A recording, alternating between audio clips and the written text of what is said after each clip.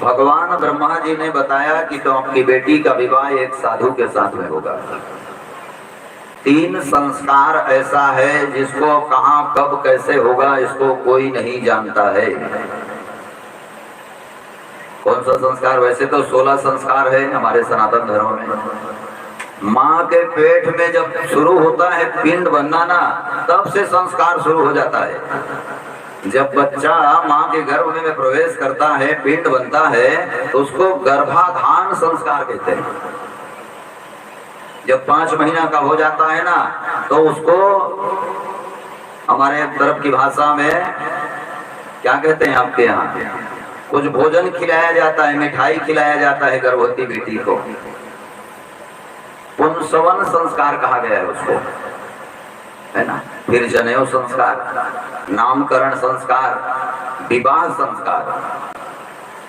3 संस्कार ऐसा है जिसको कहां कब क्या होगा, किसके साथ में कैसे होगा, उसको कोई नहीं जानता। पहला संस्कार है जन्म और दूसरा विवाह।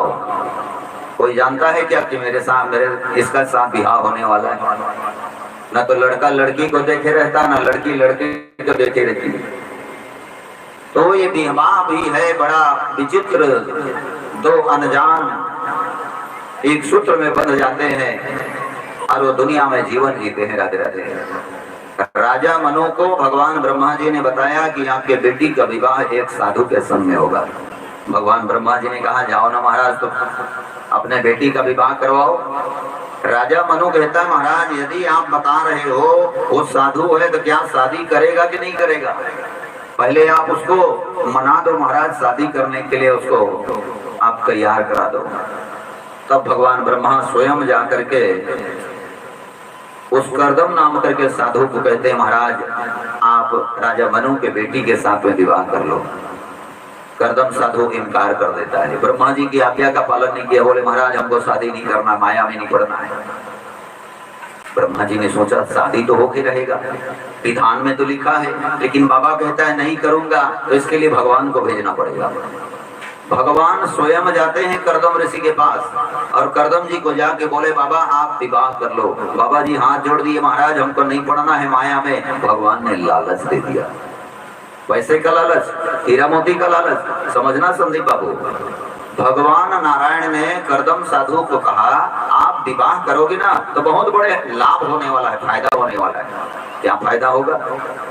तो भगवान कहते हैं यदि आप गृहस्थ धर्म का पालन करोगे, मेरी आज्ञा का पालन करोगे, विवाह करोगे, तो मैं स्वयं आपके घर में पुत्र बन करके अवतार लूंगा। बोलो सच्चिदानंद भगवान की जय। कर्दम साधु ने कहा सच में विवाह करूंगा तो बेटा बनोगे महाराज? भगवान ने कहा हाँ, मेरा वचन कभी खाली नहीं जाता। यदि मुझे बेटा बनाना है ना तो आप शादी कर लो। देखो भगवान की लीला को। एक जंगल में रहने वाला साधु जिसको दुनिया से कोई लेना देना नहीं था, राधे राधे, भगवान ने उसको ऐसे माया डाल दिया कि वो शादी करने के लिए तैयार हो जाता है। बाबा जी भी तो बाबा जी थे, उसने कहा देख भगवान मेरा भी एक शर्त है। क्या शर्त? बोले जब बेटा होगा ना तो मैं घर छोड़ के चले जाऊंगा जंगल। भगवान ने कहा देखा जाएगा, समय आएगा। कर्दम ऋषि विवाह करने के लिए तैयार हो गए और भगवान की प्रेरणा से राजा मनु ने अपने बेटी का विवाह कर्दम साधु के साथ किया है। जंगल में रहते हैं साधु, सरस्वती नदी के किनारे में। क्या रहता है साधु के पास? एक कंबल और एक कमंडल। यही बाबा जी का पहचान है। राधे राधे।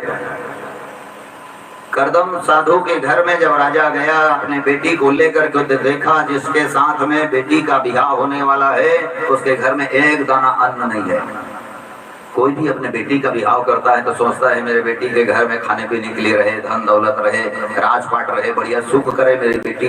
हर माँ बाप यही सोचते हैं। राधे राधे। लेकिन राजा मनु ने जब देखा उसकी बेटी का जिसके साथ विवाह होने वाला है उसके घर एक दाना अन्न नहीं है, भोजन बनाने का कोई पात्र नहीं था, बर्तन नहीं था। बिटिया एक दाना अन्न नहीं, बर्तन नहीं, मकान नहीं, रोटी कपड़ा मकान नहीं है।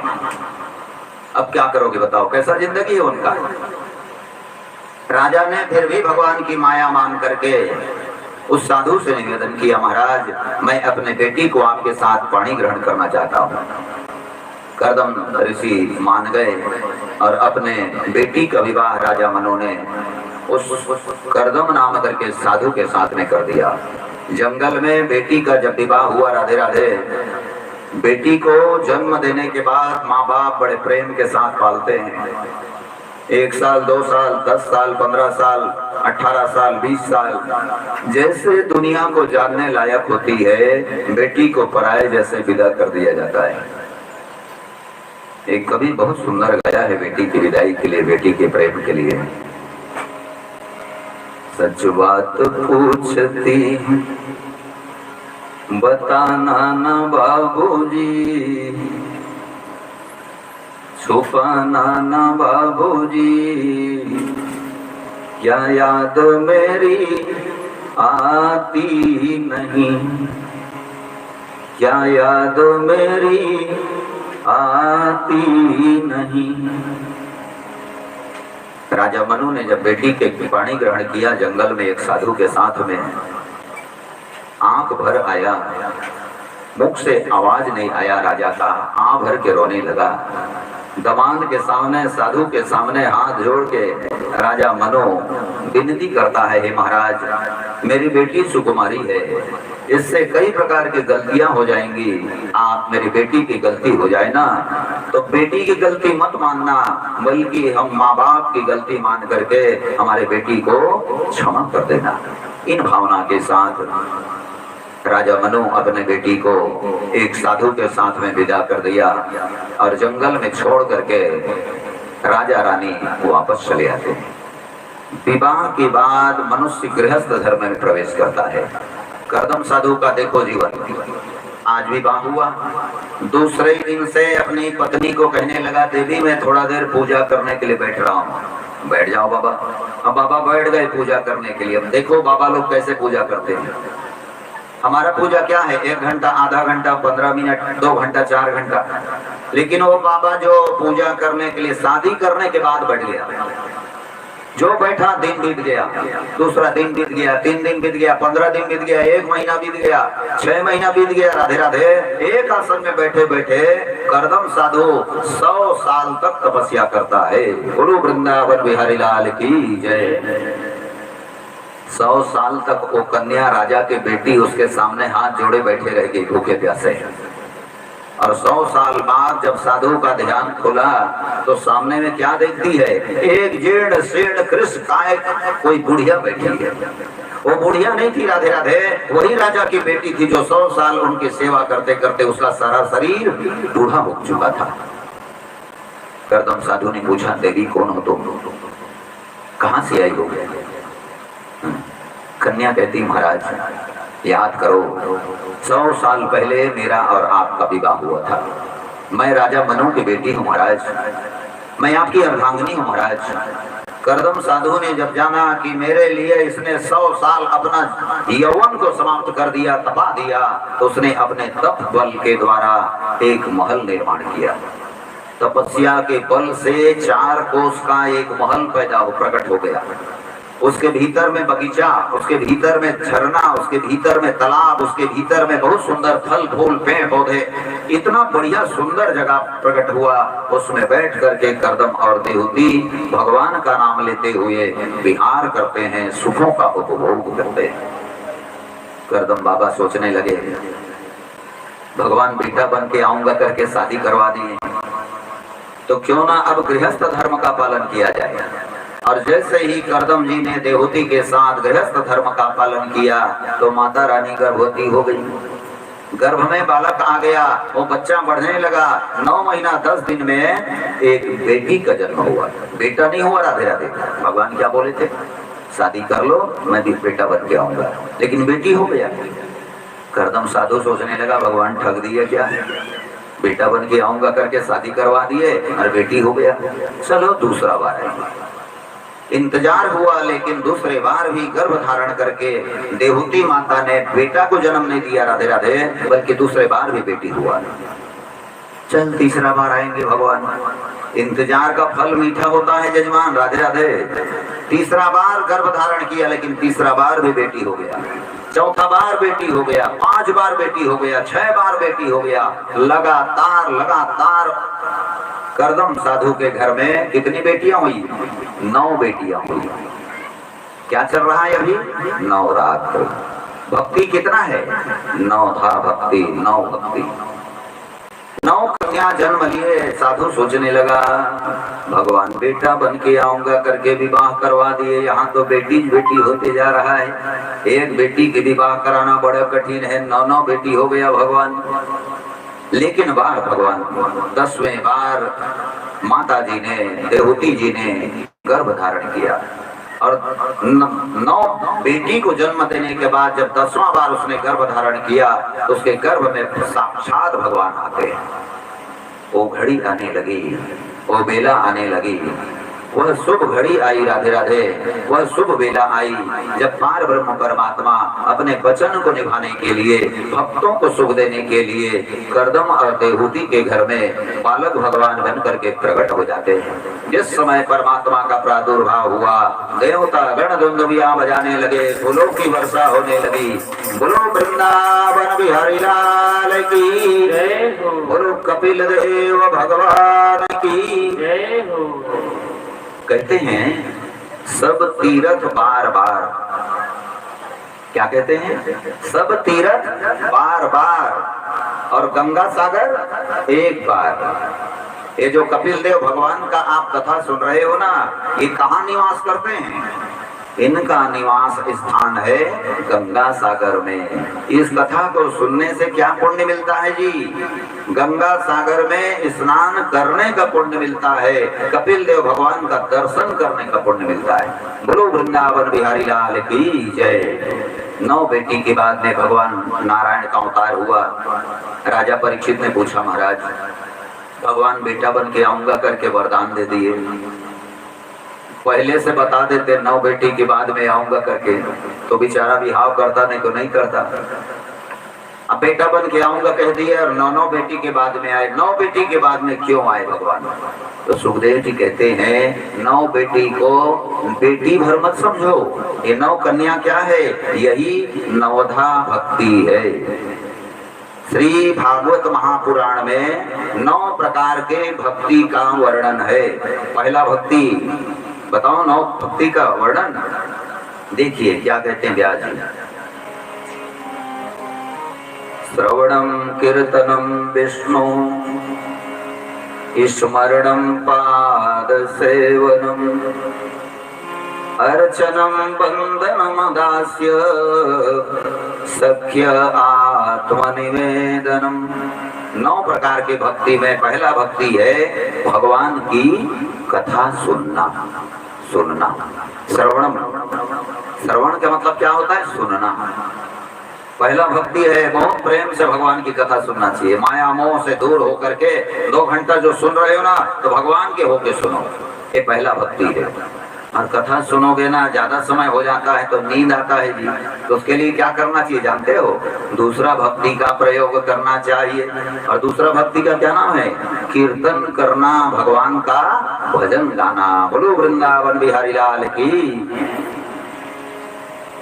राधे राधे जपो चले आएंगे बिहारी, राधे राधे जपो चले आएंगे बिहारी, राधे राधे रटो चले आएंगे बिहारी, राधे राधे रटो चले आएंगे बिहारी, आएंगे बिहारी रटो आएंगे बिहारी, आएंगे बिहारी रटो आएंगे बिहारी, आएंगे बिहारी रटो आएंगे बिहारी, आएंगे बिहारी रटो आएंगे बिहारी, राधे राधे रटो चले आएंगे बिहारी, राधे राधे रटो चले आएंगे बिहारी, राधे राधे रटो चले आएंगे बिहारी, राधे राधे रटो चले आएंगे बिहारी, राधा रानी मिश्री तो स्वाद है बिहारी, राधा रानी मिश्री तो स्वाद है बिहारी, राधे रानी सागर तरंग है बिहारी, राधे रानी सागर तरंग है बिहारी, राधे रानी चंदा चकोर है बिहारी, राधे रानी चंदा चकोर है बिहारी, राधे राधे रटो चले आएंगे बिहारी, राधे राधे रटो चले आएंगे बिहारी, राधे राधे रटो चले आएंगे बिहारी, राधे राधे रटो चले आएंगे बिहारी, आएंगे बिहारी रटो आएंगे बिहारी, आएंगे बिहारी रटो आएंगे बिहारी, आएंगे बिहारी रटो आएंगे बिहारी, आएंगे बिहारी रटो आएंगे बिहारी, राधे राधे रटो चले आएंगे बिहारी, राधे राधे रटो चले आएंगे बिहारी, राधे राधे रटो चले आएंगे बिहारी, राधे राधे रटो चले आएंगे बिहारी। पहला भक्ति है भगवान की कथा सुनना और दूसरा भक्ति भगवान की कीर्तन करना। श्रवणम कीर्तनम विष्णु स्मरणम, तीसरा भक्ति।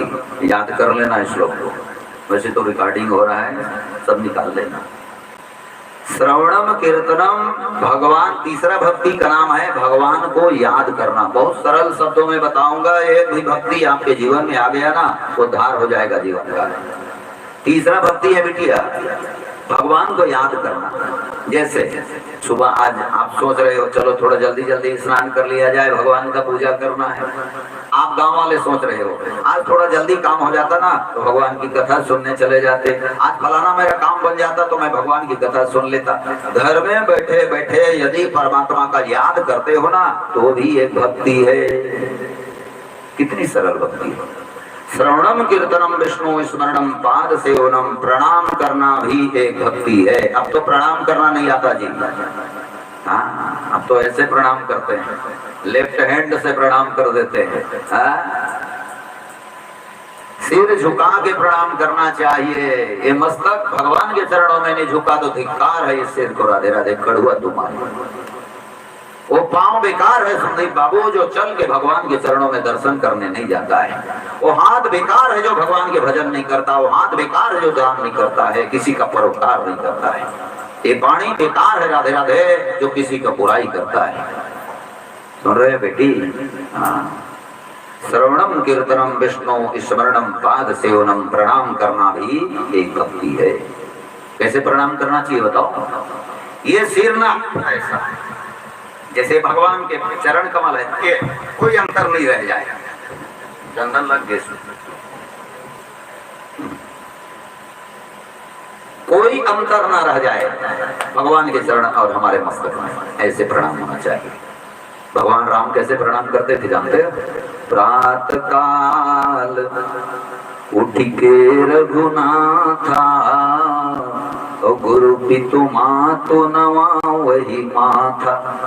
हाथ से इसे प्रणाम करते थे, नहीं लिखा है, माथा नवाते थे। राधे राधे प्रणाम करना चौथा भक्ति है। भक्ति क्या है? श्रवणम कीर्तनम विष्णु स्मरणम पाद सेवनम अर्चनम। अर्चन माने क्या होता है जी? आरती करना। भगवान के आरती सब लोग ले लिया करो, दो दो बार ऐसे भगवान के चरण में दिखा दिया करो।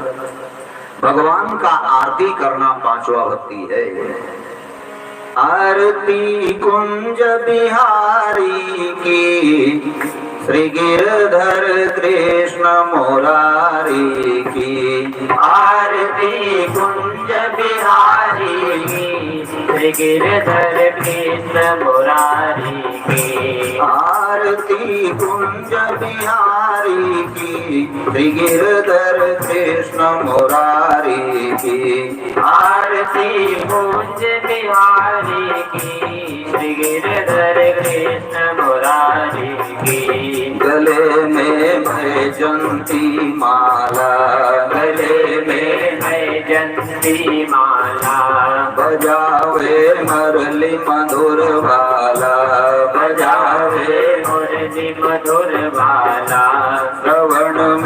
कुंडल झलकाला, श्रवण में कुंडल झलकाला, नंद के आनंद नंद लाला, नंद के आनंद नंद लाला, बसी शिवसी जटा के बीच, हरे अब की चरण छवि श्री बनवारी की, श्री गिरधर कृष्ण मुरारी की, आरती कुंज बिहारी की, श्री गिरधर कृष्ण मुरारी की, आरती कुंज बिहारी की, श्री गिरधर कृष्ण मुरारी की।